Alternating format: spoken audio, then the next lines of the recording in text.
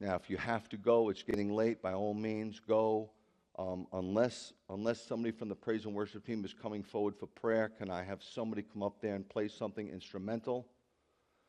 And if it's you that I need to pray for, then please come forward. The rest of you are dismissed.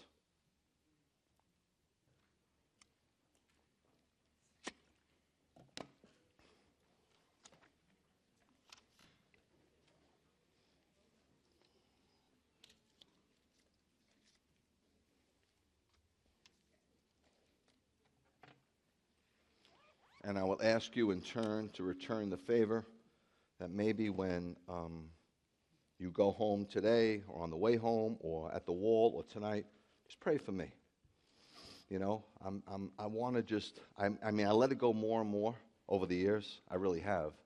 But I want to be totally released from this craziness. You know what I mean? I don't want to keep thinking that one day, you know, God's going to pack my bags and I'm going to be out of heaven. And the next day he's telling everybody about how great I am. I said this to my kids. They didn't love me first. When they were born, they didn't love me. They didn't know me. People say, well, they know my voice. Trust me, they don't know you. If somebody else would have taken them out of the hospital and raised them, they would have loved them. You follow? They loved me because I loved them first. You love God because he loves you first. When my children were born, they could do nothing for me. You follow? They were 100% dependent on me. They couldn't do nothing for themselves. And yet, I adored them. And I don't adore them any more now than I did when they first crowning out of the womb. When you were born again, God adored you. And he doesn't adore you any more for the things you do for him. And he doesn't adore you any less for the things you don't do. Do you follow? Yes. This is real. But it's so hard to believe, right? Because human beings don't act like that. They turn on and off their friendship. So you got to stop thinking like a human being and start thinking the way God thinks. Okay? And you got to believe this. You've got to train yourself to believe this. Not, I'm the greatest thing since sliced bread. My picture's the only one on the fridge up in heaven. Not that. That's craziness. But you got to believe your picture's on this refrigerator in heaven. You must believe that, because the world is a cold, dark place. And if we can't feel this way about ourselves, how in the world are we going to feel this way about others? If I don't like myself, then why should I like you? If I'm not liking myself, then why should I give you that love? You don't deserve it. I can't even give it to me. But if I can give it to me, I can give it to you. And then I don't have to be jealous about when things go well for you. And I don't have to compete with you for who's the best believer at Beth Yeshua. I can let all that craziness go. And maybe sometimes when I'm having fun and I'm not communicating to God, maybe he's just happy that I'm having fun. Like I am when my kids are having fun. What do I want for my kids? I'll tell you. I could care less what they do for a living. You might find that hard to believe. Ask my children if I didn't tell them that over. I don't care. I'm not more impressed with them if they become a lawyer or a doctor or they shovel the crap at the circus. As long as they understand how much they're loved by God and they're happy. Yes. Nothing makes me happier than when my kids are happy. Nothing. Nothing. Not any accolade they do. When I see my kids laughing, I am full-fledged happy. I don't care what their talent is. I could care less. Talents could be learned. Send a kid for lessons, they learn how to do stuff.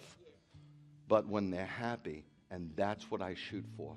And I'm thinking, if I'm made in God's image, and there's a stamp of God's persona on my heart, maybe, just maybe, I know this is crazy, Greg, when I'm happy, is God happy that I'm happy? And when I'm sad, is God sad that I'm sad? And it must break his heart when I'm sad for no reason to be sad. Life is hard, guys. It throws a lot of curveballs at you. And if you have a family, it's crazy, right? You don't understand. I raised these kids in the way of the Lord. How could they be so far? How did this one become an atheist? How did this one become a homosexual? Why is this one in jail? We get knocked around a lot. Here's the deal. Don't knock yourself around. And don't let the enemy have your number. Don't let him press those buttons.